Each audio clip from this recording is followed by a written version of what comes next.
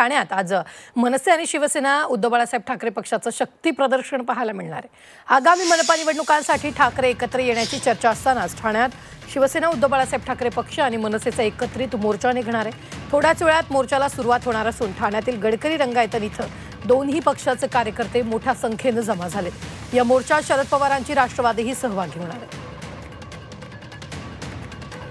महानगरपालिकेकडे आता कुठलाही कारभार नाहीये, पैसेच नाहीयेत, भिकारी बनवलेली आहे महानगरपालिका।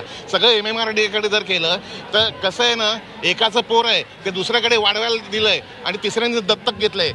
नापास झालं तर सगळे तिन्ही बाप म्हणतात पोर माझं नाही, ही ठाण्याची अवस्था आहे। एकीकडे पाहिलं तर तुम्ही म्हणताय महानगरपालिका कुठेतरी भिकारी झालेली आहे, प्रत्येक काम जे आहे ते MMRDAला सोपवलेलं, तर दुसरीकडेच ठाणे महानगरपालिकेच्या अधिकाऱ्यांवरती भ्रष्टाचाराचे आरोप कुठेतरी उघडकीस येत आहेत। तुम्ही ते जे अतिक्रमण विभाग आहे ना, त्याची सखोल चौकशी तुम्ही बातमीदार म्हणून करा।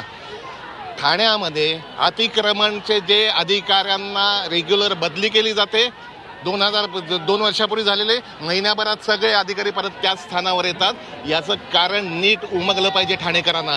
याचं कारण ही जी भ्रष्टाचाराचं हे जे काही सर्कल आहे, हे जे काही सिंडिकेट आहे, ते सुरळीत चालू व्हावं, चालू राहिलं पाहिजे, याच्याकरता हा प्रयोग आहे।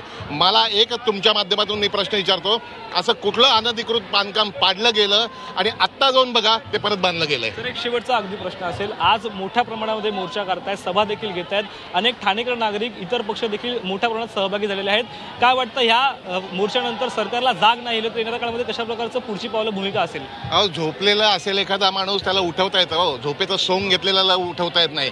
हे यांनी कानावर हात ठेवलेले आहेत, डोळे बंद केलेले आहेत आणि बोलायचं फक्त मोठमोठ्या योजनांचे आकडे फक्त बोलायचे आहेत। ही ठाणेकरांची शुद्ध फसवणूक आहे आणि या फसवणुकी विरुद्ध आम्ही उतरलेलो आहे।